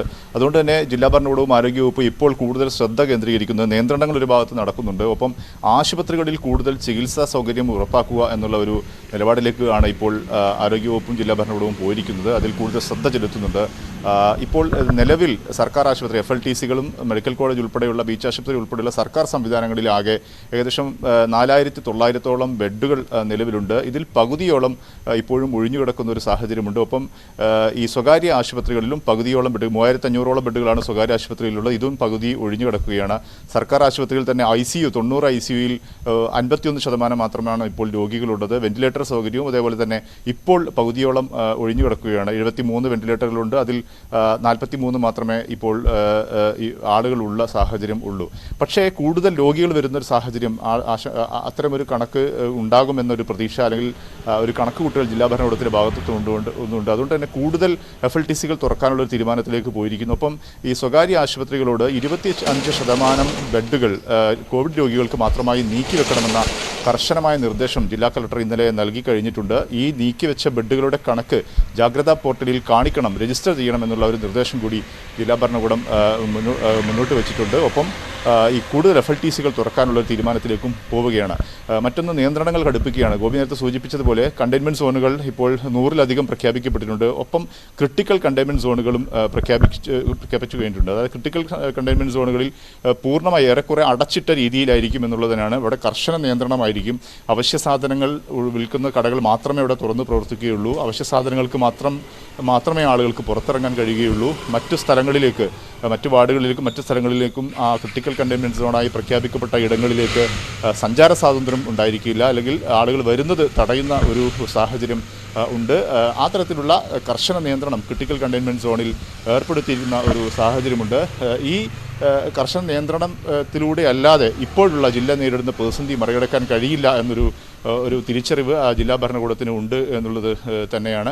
ഒപ്പം മെഡിക്കൽ കോളേജ് ഉൾപ്പെടെയുള്ള സ്ഥലങ്ങൾ, മെഡിക്കൽ കോളേജിൽ സന്ദർശകരെ പൂർണ്ണമായി വിലക്കി കഴിഞ്ഞു. അവിടെ ഇന്നലെ 2 മെഡിസിൻ ഡിപ്പാർട്ട്മെൻറ്റിൽ 2 വാർഡുകൾ പൂർണ്ണമായും അടയ്ക്കേണ്ടി വന്ന സാഹചര്യമുണ്ട്. കാരണം രോഗികളിൽ കൂടുതൽ ആളുകൾക്ക് കോവിഡ് പോസിറ്റീവ് വരുന്നൊരു സാഹചര്യം കൂടിയുണ്ട്. അതുകൊണ്ട് തന്നെ അങ്ങനെ ഒരു പ്രതിസന്ധി കൂടി മെഡിക്കൽ കോളേജ് ഉൾപ്പെടെയുള്ളവ നേരിടുന്നുണ്ട്. കോഴിക്കോട് ബീച്ച് ആശുപത്രിയിൽ ഈ കോവിഡ് സ്പെഷ്യൽ ആശുപത്രിയായി പ്രഖ്യാപിക്കപ്പെട്ട് കഴിഞ്ഞിട്ടുണ്ട്. പക്ഷേ എങ്കിൽ കൂടി അത് പൂർണ്ണമായും അത് സജ്ജമായി കോവിഡ് രോഗികൾക്ക് മാത്രമായി നീക്കിവെക്കാൻ കഴിയാത്ത സാഹചര്യമുണ്ട്. അവിടെ മറ്റു രോഗികൾ ചികിത്സ ആവശ്യമുള്ള മറ്റു രോഗികളുണ്ട്. അതുകൊണ്ട് തന്നെ അവരെ അവിടെ നിലനിർത്തിക്കൊണ്ട് തന്നെ ബാക്കിയുള്ള ഏകദേശം 200-ലധികം കിടക്കകൾ കോഴിക്കോട് ബീച്ച് ആശുപത്രിയിൽ കോവിഡ് രോഗികൾക്കായി മാറ്റിവെക്കാൻ അത്തരത്തിലുള്ള ഒരു മുന്നൊരുക്കങ്ങളാണ് ഇപ്പോൾ ജില്ലാ ഭരണകൂടം ചെയ്തുകൊണ്ടിരിക്കുന്നത്. കൂടുതൽ ആളുകൾ രോഗികളായി വരുവാനുള്ളൊരു സാഹചര്യം മുന്നിൽ കൊണ്ടുകൊണ്ട് അവർക്ക് ചികിത്സ ഉറപ്പിക്കാനുള്ള ഒരു തീരുമാനം. ഒപ്പം ഈ നിയന്ത്രണങ്ങൾ കടുപ്പിക്കുന്നുണ്ട്. പക്ഷേ നമുക്ക് നഗരങ്ങളിലൊക്കെ കഴിഞ്ഞ ദിവസങ്ങളിലെല്ലാം ഈ നമുക്ക് സർക്കാർ തന്നെ പ്രഖ്യാപിച്ച നിയന്ത്രണങ്ങൾ ഈ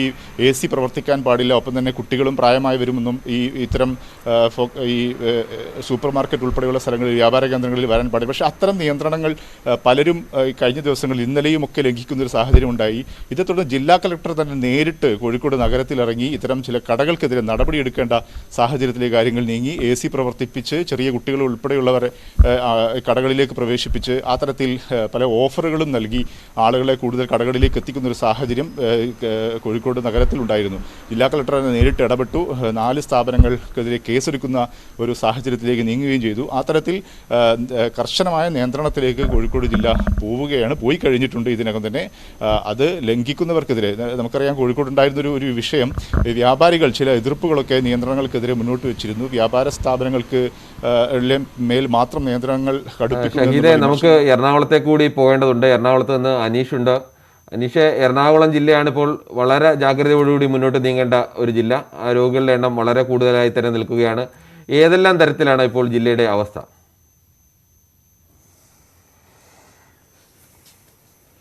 കിരൺ, 2 ദിവസമായി 2000-ലധികം കോവിഡ് രോഗികളാണ് പ്രതിദിനം എറണാകുളം ജില്ലയിൽ റിപ്പോർട്ട് ചെയ്യുന്നത്. എന്നാൽ അതിന് ചെറിയൊരു മാറ്റം വന്നിരിക്കുന്നു.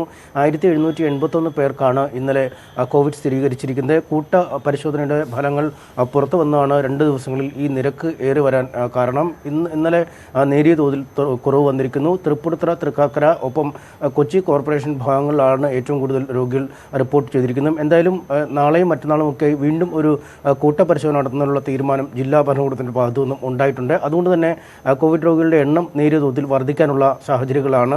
പ്രധാനമായും ആരോഗ്യ സംവിധാനങ്ങളുടെ കാര്യക്ഷമത വർദ്ധിപ്പിക്കുക തന്നെയാണ് ജില്ലാ ഭരണകൂടം ലക്ഷ്യമിടുന്ന പ്രധാന കാര്യം. കാരണം കോവിഡ് രോഗികളുടെ എണ്ണം കൂടുമ്പോൾ കൂടുതൽ ആശുപത്രികളിലേക്ക് ആളുകൾ എത്തുന്നതിന് ഉള്ള സാധ്യതയുണ്ട്. ഇന്നലെ മാത്രം 3300 ഓക്സിജനേറ്റഡ് കിടക്കകൾ ജില്ലയിൽ ക്രമീകരിച്ചിരിക്കുന്നു. ഇപ്പോൾ 12000 ഓക്സിജൻ സൗകര്യങ്ങളുള്ള കിടക്കകൾ ആശുപത്രികളിലായി ലഭ്യമാണ് എന്ന് അധികൃതർ വ്യക്തമാക്കി കഴിഞ്ഞു. ഇതിൽ പകുതിയിൽ താഴെ ഇടങ്ങളിൽ മാത്രമാണ് നിലവിൽ ആളുകളുള്ളത്. എന്തായാലും ഒരാഴ്ചക്കുള്ളിൽ, അല്ലെങ്കിൽ ഒരാഴ്ചയ്ക്കും 10 ദിവസത്തിനും ഇടയ്ക്ക് ജില്ലയിലെ കോവിഡ് രോഗികളുടെ എണ്ണം ഗണ്യമായി കുറയ്ക്കുക എന്ന ഒരു ലക്ഷ്യവുമായാണ് ജില്ലാ ഭരണകൂടം മുന്നോട്ട് പോകുന്നത്. ഇതിനനുസൃതമായി ആലുവ ജില്ലാ ആശുപത്രിയിൽ സൗകര്യങ്ങൾ കൂട്ടി. ഫോർട്ട് കൊച്ചിയിൽ പുതിയ കോവിഡ് ആശുപത്രി തുറന്നിരിക്കുന്നു.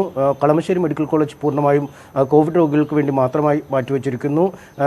ജനറൽ ആശുപത്രിയിലെ പുതിയ ബ്ലോക്ക് 2 ദിവസത്തിനുള്ളിൽ കോവിഡ് ആശുപത്രിയായി മാറ്റുന്നതിനുള്ള നടപടിക്രമങ്ങൾ കൈക്കൊണ്ടിരിക്കുന്നു. ഇത്തരത്തിൽ ചികിത്സ ഉറപ്പാക്കുന്നതിനുള്ള നടപടി ഒരു വശത്ത് സ്വീകരിക്കുമ്പോൾ തദ്ദേശഭരണ സ്ഥാപനങ്ങളുമായി ചേർന്ന് കോവിഡ് സെൻ്ററുകൾ ക്രമീകരിക്കുന്നതിനുള്ള സജ്ജീകരണങ്ങളും പൂർത്തിയാക്കിയിരുന്നു. കൊച്ചി കോർപ്പറേഷൻ അടക്കമുള്ള ഇടങ്ങളിൽ ഇതിനകം ഈ ഫസ്റ്റ് ലൈൻ ട്രീറ്റ്മെൻറ്റ് സെൻ്ററുകൾ സ്ഥാപിച്ചു കഴിഞ്ഞിരിക്കുന്നു. ഒപ്പം ഈ ആളുകൾ, ക്വാറന്റൈനിലിരിക്കുന്ന ആളുകൾ അല്ലെങ്കിൽ അവർക്ക് എത്തിക്കേണ്ട സാമഗ്രികൾ, ബോധവൽക്കരണം എന്നിവ ലക്ഷ്യമാക്കി വാർഡ് തല ജാഗ്രതാ സമിതികൾ വീണ്ടും പുനഃസംഘടിപ്പിക്കുന്നതിനുള്ളൊരു തീരുമാനം എടുത്തിട്ടുണ്ട്. ഇന്നും നാളെയുമായി ഈ സമിതികൾ പുനഃസംഘടിപ്പിക്കപ്പെടും. നമുക്കറിയാം, 1ാം കോവിഡ് തരംഗത്തിൽ ഉണ്ടായ രീതിയിലുള്ള ഒരു പുനഃസംഘാടനമാണ് ഈ ജാഗ്രതാ സമിതികളുടെ കാര്യത്തിൽ ഉണ്ടായിരിക്കുന്നത്. വേണമെങ്കിൽ സമൂഹ അടുക്കള അടക്കമുള്ള കാര്യങ്ങൾ സ്ഥാപിക്കണമെങ്കിൽ അതിനുള്ള ഒരു അനുമതിയും ഇവർക്ക് നൽകി കഴിഞ്ഞിട്ടുണ്ട്. പിന്നീട് ഈ കോവിഡ് വാക്സിനുമായി ബന്ധപ്പെട്ടാണ് ഈ കോവിഡ് വാക്സിനേഷൻ ഏതാണ്ട് 25 ലക്ഷം ആളുകൾക്ക് ഇതിനകം എറണാകുളം ജില്ലയിൽ കോവിഡ് വാക്സിൻ നൽകി കഴിഞ്ഞതാണ് അധികൃതർ അറിയിക്കുന്നത്. 20% ജനസംഖ്യയിൽ 20% ആളുകൾക്ക്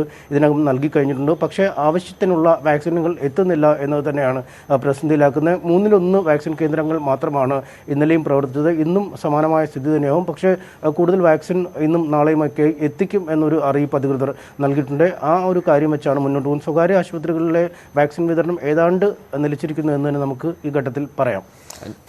അനീഷ്, അതോ ഈ ഇപ്പോഴത്തെ അവസ്ഥയിൽ ഇത്രയും രോഗികളാണെങ്കിൽ നേരിടാൻ ഉള്ള നമ്മുടെ ആരോഗ്യ സംവിധാനം സജ്ജമാണ്. പക്ഷേ ഇനി കൂടുതൽ രോഗികൾ വന്നു കഴിഞ്ഞാൽ പ്രയാസമാവും. അത്തരം ഒരു അവസ്ഥയിലാണ് ജില്ല നിൽക്കുന്നത്, അല്ലേ?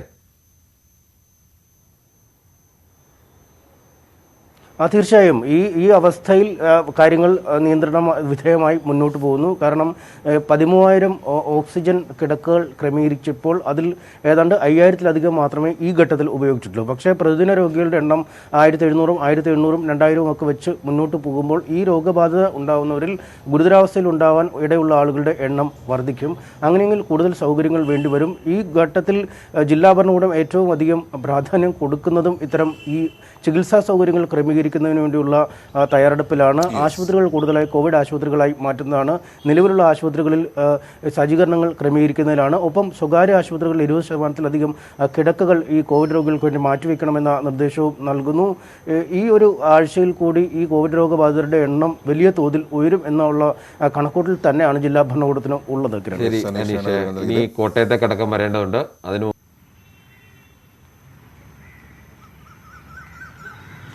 കിരൺ, പൊതുജനങ്ങളെ ഒഴിവാക്കിക്കൊണ്ട് പൂരം നടത്താൻ തന്നെയാണ് തീരുമാനം. ഇന്നലെ എടുത്ത തീരുമാനം അങ്ങനെയാണ്. ചീഫ് സെക്രട്ടറിയാണ് ഈ തീരുമാനം എടുത്തത്. ഈ തീരുമാനത്തോട് ഇരു ദിവസങ്ങളും അനുകൂലമായി തന്നെയാണ് പ്രതികരിച്ചിരിക്കുന്നത്. ചടങ്ങുകൾ മാത്രമാക്കി തൃശൂർ പൂരം നടത്താൻ തീരുമാനിച്ചിരിക്കുകയാണ്.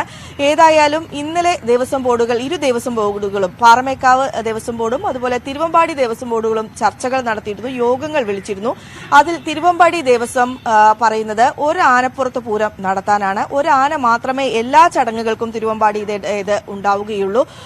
മഠത്തിൽ വരവ് ഉണ്ടായിരിക്കും, പഞ്ചവാദ്യം ഉണ്ടായിരിക്കും. എന്നാൽ ഈ പഞ്ചവാദ്യം ഉൾപ്പെടെ മേളക്കാരുടെ എണ്ണത്തിൽ കുറവുണ്ടാകും എന്നാണ് തിരുവമ്പാടി ദേവസ്വം പറയുന്നത്. ഒപ്പം തന്നെ കോവിഡ് പ്രോട്ടോകോൾ പാലിച്ചുകൊണ്ട് എങ്ങനെയാണ് ജില്ലാ ഭരണകൂടം പറയുന്നത് ആ തരത്തിലുള്ള ആളുകളെ മാത്രമേ ഉൾപ്പെടുത്തുകയുള്ളൂ എന്നാണ് തിരുവമ്പാടി ദേവസ്വം പറയുന്നത്. എന്നാൽ ഇതെല്ലാം ഉണ്ടായി തെക്കോട്ടിറക്കം ഉണ്ടാകും. ഭഗവതിമാർ പാറമേക്കാവ് ഭഗവതിയോട് കൂടിക്കാഴ്ച, അതായത് തെക്കോട്ടിറങ്ങി കൂടിക്കാഴ്ച നടത്തുന്ന ആ ചടങ്ങ് ഉൾപ്പെടെ നടത്തും. പക്ഷേ കുടമാറ്റത്തിന് തങ്ങളില്ല എന്നൊരു തീരുമാനമാണ് തിരുവമ്പാടി ദേവസ്വം കൈക്കൊണ്ടിരിക്കുന്നത്. ഒപ്പം പകൽപൂര ദിവസം ഒരൊറ്റ ആനപ്പുറത്ത് വന്ന് ഉപചാരം ചൊല്ലി പിരിയും. ഇത്തരത്തിൽ ചടങ്ങ് മാത്രമാക്കി നടത്താൻ തിരുവമ്പാടി ദേവസ്വം തയ്യാറായിരിക്കുകയാണ്. ആനച്ചമയ പ്രദർശനമില്ല, സാമ്പിൾ വെടിക്കെട്ടില്ല. നിയന്ത്രിതമായ രീതിയിൽ പുലർച്ചെ 24-ന് പുലർച്ചെ വെടിക്കെട്ടുണ്ടായിരിക്കും. അത് നിയന്ത്രിത അളവിൽ മാത്രമായിരിക്കും എന്നതാണ് തിരുവമ്പാടി ദേവസ്വത്തിന്റെ തീരുമാനം. എന്നാൽ പാറമേക്കാവ് ദേവസ്വം പറയുന്നത് 15 ആനപ്പുറത്ത്. ഇപ്പോൾ പാറമേക്കാവ് ദേവസ്വത്തിന്റെ സെക്രട്ടറി രാജേഷ് ചേരുന്നു. ഗുഡ് മോർണിംഗ് രാജേഷ്, എങ്ങനെയാണ് ഉദ്ദേശിക്കുന്നത് നിങ്ങൾ പാറമേക്കാവ് ഈ ചടങ്ങുകൾ? ഗുഡ് മോർണിംഗ് സാർ, എങ്ങനെയാണ് ഉദ്ദേശിക്കുന്നത് ചടങ്ങുകൾ? ഇതില് ഏറ്റവും കൂടുതൽ റിച്വൽസ് ഉള്ള ഒരു ക്ഷേത്രം പാറമേക്കാവ് ഭഗവതിയുടെ ക്ഷേത്രത്തിലാണ്.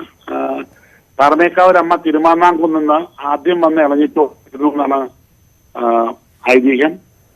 അപ്പോ പ്രൗഢഗംഭീരമായിട്ട് ഇളഞ്ഞിച്ചോട്ടിലേക്ക് പോവുക എന്നുള്ളത് ഭക്തരുടെ ആഗ്രഹമാണ്. അതുകൊണ്ടാണ് ഉച്ചയ്ക്കുള്ള പാറമേക്കാവിൽ അമ്മയുടെ എഴുന്നള്ളത്താണത്. 14 ആന തയ്യാറായതിനു ശേഷം അമ്മ പുറത്തേക്ക് എഴുന്നള്ളുള്ളൂ.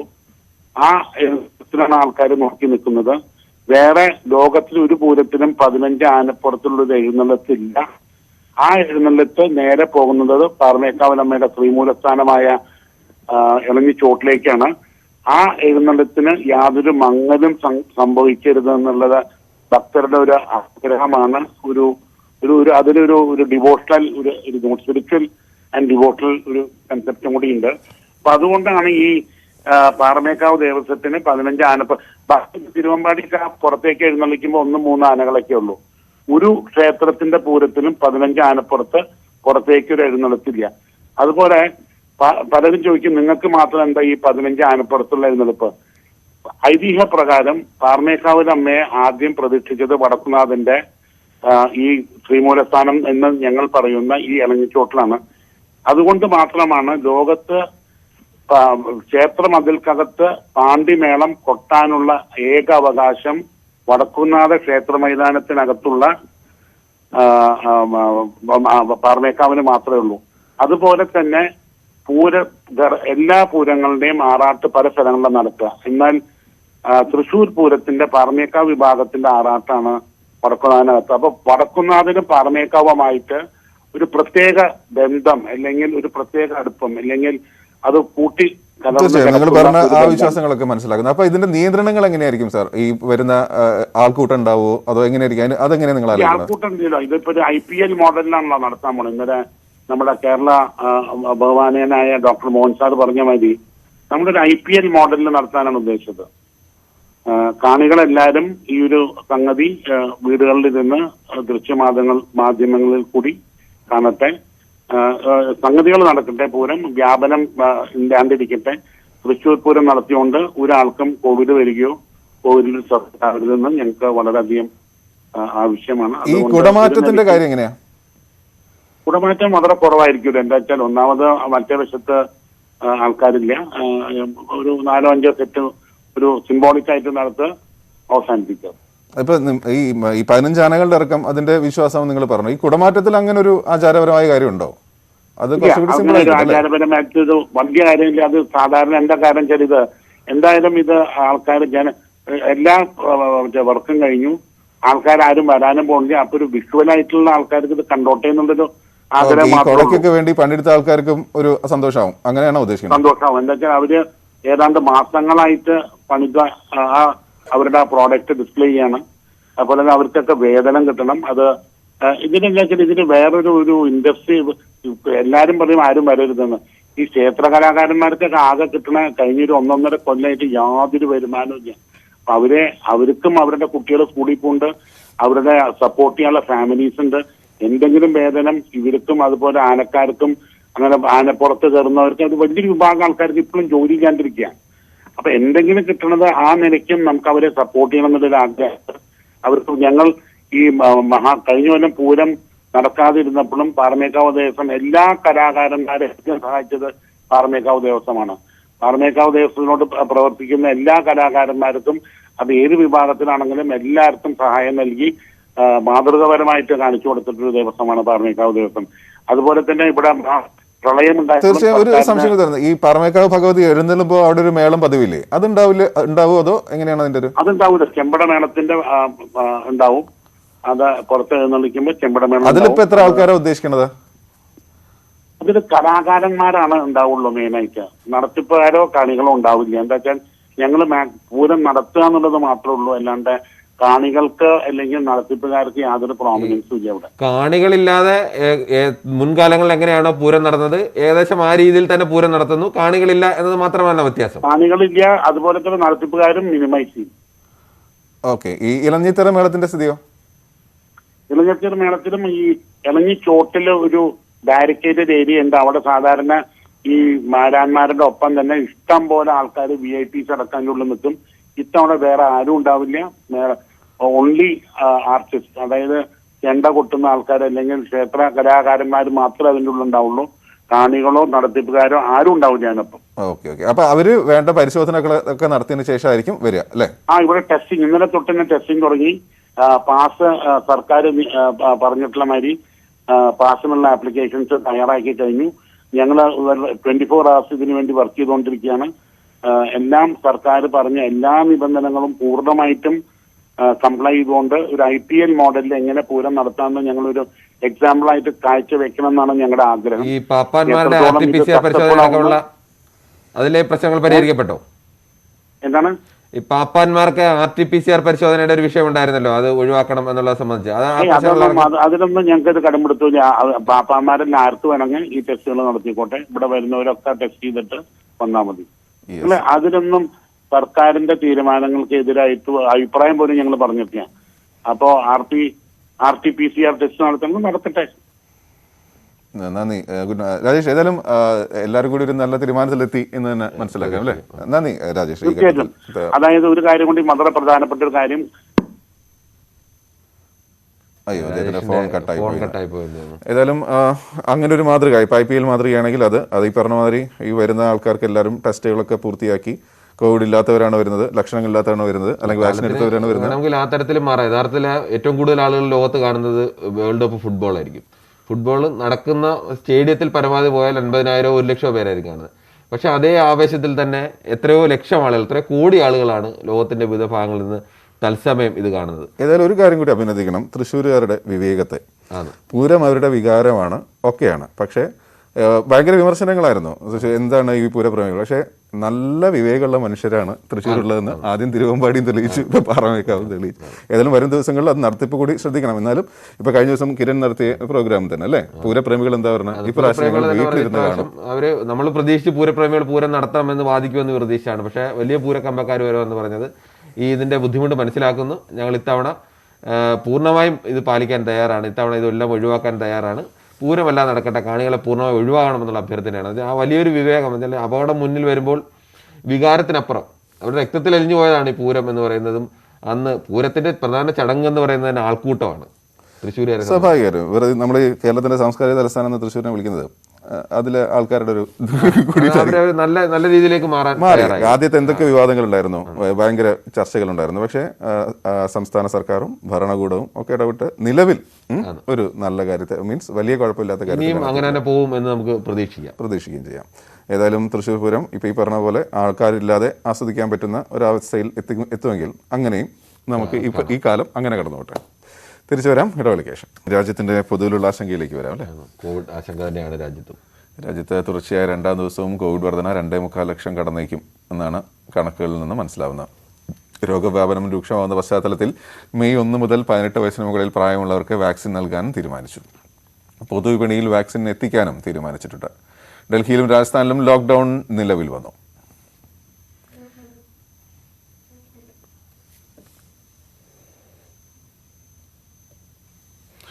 ഏതായാലും ഇന്നത്തെ കണക്കുകൾ അത് ഇന്നലെ നമ്മൾ 2.25 ലക്ഷത്തിന് മുകളിൽ കയറി. ഇപ്പൊ ഇന്നലെ വന്ന സംസ്ഥാനങ്ങളുടെ കണക്കുകൾ ക്രോഡീകരിച്ചിട്ടാണ് ഇന്നത്തെ നാഷണൽ കണക്ക് വരുന്നത്. അപ്പൊ അത് വെച്ച് നോക്കുമ്പോൾ ഇന്നലെ സംസ്ഥാനങ്ങളുടെ കണക്കുകൾ വെച്ച് നോക്കുമ്പോൾ ഇന്നും 2.25 ലക്ഷത്തിന്റെ മുകളിലേക്ക് പോകും. കാര്യമായ കുറവുണ്ടാകുന്നില്ല. ആ ഒരു 2.25 ലക്ഷം വലിയൊരു സംഖ്യയിൽ തന്നെ നിൽക്കുകയാണ്. ഇപ്പൊ 1 ലക്ഷത്തിൽ നിന്ന് 2 ലക്ഷത്താൻ എടുത്തത് 11 ദിവസം. 2 ലക്ഷത്തിൽ നിന്ന് 3 ലക്ഷം എടുക്കാൻ എത്ര ദിവസം എടുക്കും എന്നുള്ളതും ഒരു 7 ദിവസമായിട്ടേ ഉള്ളൂ. ഇപ്പോൾ നേരത്തെ 1.5 മാസം 2 മാസം കൊണ്ടാണ് താഴെ നിന്ന് മുകളിലോട്ട് എത്തിയിരുന്നത്. ഇപ്പോൾ ഒരു എണ്ണം കൂടുന്നത് വളരെ കുറഞ്ഞ ദിവസങ്ങൾ കൊണ്ടാണ്, വളരെ പെട്ടെന്നാണ്. ആദ്യഘട്ടത്തിൽ അമേരിക്കയിലൊക്കെ ഉണ്ടായിരുന്ന ഒരവസ്ഥയിലാണ് ഇന്ത്യ ഇപ്പോൾ നീങ്ങിക്കൊണ്ടിരിക്കുന്നത്. രോഗികളുടെ എണ്ണം വല്ലാതെ കൂടുകയാണ്. ഏതായാലും സുരേഷ് ചേരുന്നു. സുരേഷ്, ഏതായാലും സംസ്ഥാനങ്ങളുടെ കണക്കുകൾ ക്രോഡീകരിച്ചാൽ ഇന്ന് വലിയ സംഖ്യ തന്നെ ഉണ്ടാവാൻ സാധ്യതയുണ്ട് എന്നല്ല മനസ്സിലാക്കേണ്ടത്. ഗോപി, സാധാരണ ഈ ആഴ്ചയുടെ തുടക്കം ഉള്ള ദിവസങ്ങളിൽ, തിങ്കൾ ചൊവ്വ ദിവസങ്ങളിൽ കോവിഡിന്റെ കണക്കുകൾ കുറഞ്ഞിരിക്കുന്നതാണ് കേരളത്തിലാണെങ്കിലും നാഷണൽ ലെവലിലാണെങ്കിലും നമ്മൾ നോക്കിയാൽ കാണുന്നത്. പക്ഷേ ഇന്നലെയും ഇന്നുമുള്ള ഒരു പ്രത്യേകത എന്ന് പറഞ്ഞു കഴിഞ്ഞാൽ ഇന്നലെ 2,73,000 മുകളിലായിരുന്നു. ഇന്ന് പക്ഷേ ഇതുവരെയുള്ള കണക്കുകൾ ലഭ്യമാക്കി നോക്കുമ്പോൾ 2,75,000 മുകളിലാണ്. എന്ന് പറയുമ്പോൾ രാജ്യത്തെ കോവിഡ് കണക്കുകൾ പ്രതിദിന വർധന 2.25 ലക്ഷം കടന്നിരിക്കുന്നു എന്ന് വേണം നമ്മൾ ഈ സമയം മനസ്സിലാക്കാൻ. അതിന്റെ കൃത്യമായിട്ടുള്ളൊരു കണക്ക് എത്ര ആളുകൾ എന്നുള്ളതിന്റെ ഒരു കൃത്യമായിട്ടുള്ള കണക്ക് ഒരു 9:30 കൂടി മാത്രമേ ലഭിക്കുകയുള്ളൂ. എങ്കിൽ പോലും ഇപ്പോൾ 2,75,000 മുകളിലാണ് കോവിഡ് വർധന രാജ്യത്ത്. ഇന്നലെ രാത്രി വരെ റിപ്പോർട്ട് ചെയ്ത കണക്കാണ്. മറ്റൊരു പ്രധാനപ്പെട്ട ഒരു കാര്യം എന്ന് പറയുന്നത് ലോകത്ത് ഏറ്റവും അധികം ആളുകൾ ഒരു ദിവസം കോവിഡ് ബാധിച്ച് മരിക്കുന്ന രാജ്യമായി ഇന്ത്യ മാറിയിരിക്കുന്നു എന്നുള്ളത് കൂടിയാണ്. അത് ആദ്യമായിട്ടാണ് ഇന്ത്യ ആ ഒരു രീതിയിലേക്ക് മരണസംഖ്യയിൽ ഇങ്ങനെ ഒരു വർധന ഉണ്ടാക്കുന്നത്. 1600 മുകളിലാണ് ഇന്ത്യയിൽ ഇപ്പോൾ ഇതുവരെയുള്ള ഒരു 24 മണിക്കൂറിനിടയിലെ മരണനിരക്ക് എന്ന് പറയുന്നത്.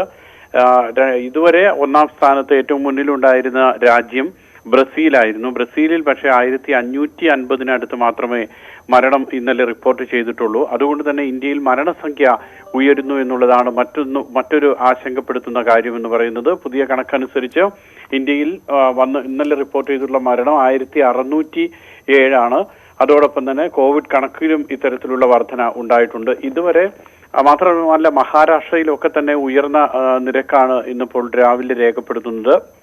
മഹാരാഷ്ട്ര, ഉത്തർപ്രദേശിൽ 4 ലക്ഷത്തിന് മുകളിലേക്ക് ഏതാണ്ട് 30,000 അടുത്തേക്ക് പ്രതിദിന വർധന വരികയാണ്. അതോടൊപ്പം തന്നെയാണ് ഗുജറാത്ത്, പിന്നീട് കർണാടകത്തിലും വലിയ തോതിലുള്ള വർധന രേഖപ്പെടുത്തുന്നുണ്ട്. ഇങ്ങനെ കണക്കുകൾ ഈ വിധത്തിൽ പോകുമ്പോൾ നിയന്ത്രണങ്ങൾ അതിനേക്കാൾ കൂടുതൽ കടുപ്പിച്ചിട്ടാണ് വരുന്നത്. ഇപ്പോൾ ഇന്നലെ രാത്രി ഡൽഹിയിൽ ഒരാഴ്ചത്തേക്കുള്ള ലോക്ക്ഡൌൺ സമ്പൂർണ്ണ ലോക്ക്ഡൌൺ പ്രഖ്യാപിച്ചിരുന്നു. അത് ഇന്നലെ രാത്രി 10 മണിയോടുകൂടി നിലവിൽ വന്നു. വളരെ ശക്തമായിട്ടുള്ള പരിശോധനകളാണ് ഡൽഹി. വാക്സിന്റെ കാര്യം കൂടി. വാക്സിൻ ഗോപി, ഇതിലൊരു 18 വയസ്സിന് മുകളിലുള്ളവർക്കും വാക്സിൻ നൽകാനാണ് കേന്ദ്ര സർക്കാർ ഇന്നലെ തീരുമാനിച്ചിരുന്നത്. പക്ഷേ അക്കാര്യത്തിൽ അത് ആർക്കൊക്കെ എങ്ങനെയാണ് എന്നുള്ള കാര്യത്തിൽ സംസ്ഥാനങ്ങൾക്കായിരിക്കും അക്കാര്യത്തിൽ ഒരു തീരുമാനമെടുക്കാനും വിതരണത്തിനുള്ള കാര്യങ്ങളുമൊക്കെ നൽകുക. പക്ഷേ ഇതൊരു തീരുമാനം എന്നുള്ള രീതിയിൽ മാത്രമേ നമുക്കതിനെ സമീപിക്കാൻ കഴിയുകയുള്ളൂ. കാരണം 45 വയസ്സിന് മുകളിലുള്ള ആളുകൾക്കുള്ള വാക്സിൻ തന്നെ കേരളത്തിലടക്കം എത്രത്തോളം കുറവുണ്ട് എന്ന് നമുക്ക് അറിയാവുന്നതാണ്.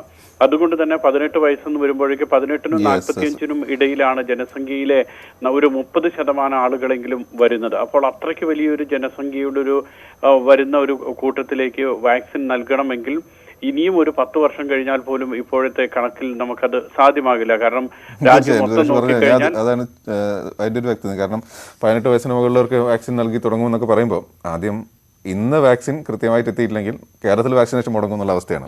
അത് 40 വയസ്സിന് മുകളിലവർക്ക് വസിക്കുന്ന ഒരു രാജ്യമാണ്. അവിടെ ഇത്രയും പേർക്ക് വാക്സിൻ എത്തിക്കണമെങ്കിൽ ഇപ്പോഴത്തെ കണക്കിൽ എത്രയോ വലിയ അധ്വാനം വേണ്ടി വരും. ഏതായാലും അത് നടക്കുമെന്നുള്ളത് നമുക്ക് നോക്കാം. ഏതായാലും അങ്ങനെ ഒരു വാർത്തയൊക്കെ പുറത്തു വരുന്നുണ്ട്. വരും മണിക്കൂറുകൾ വളരെ നിർണായകമാണ്. തിരിച്ചു വരാം ഇടവേളയ്ക്ക് ശേഷം.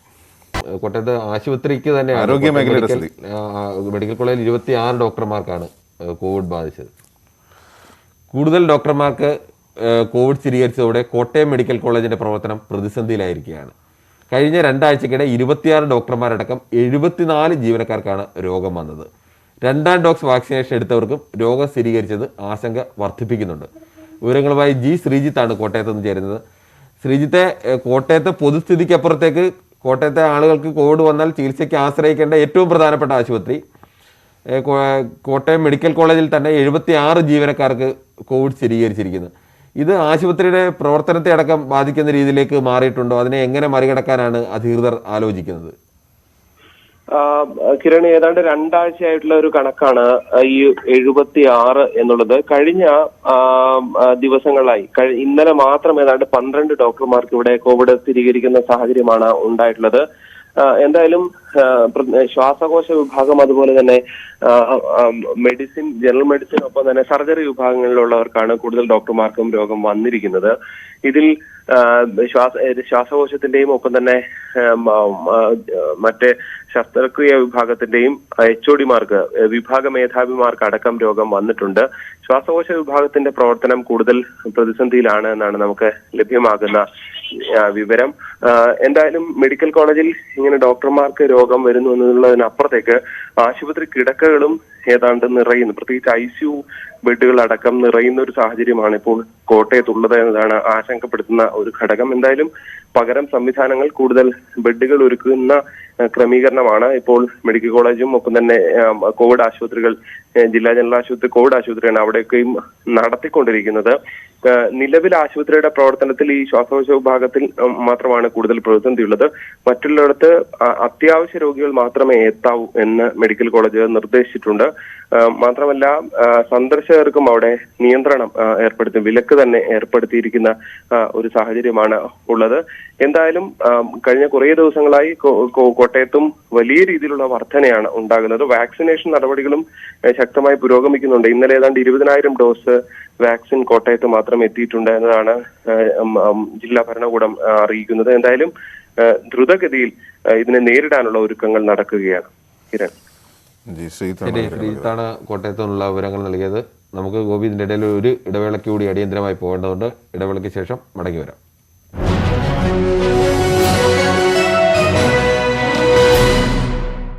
ഈ പരിപാടി നിങ്ങൾക്കായി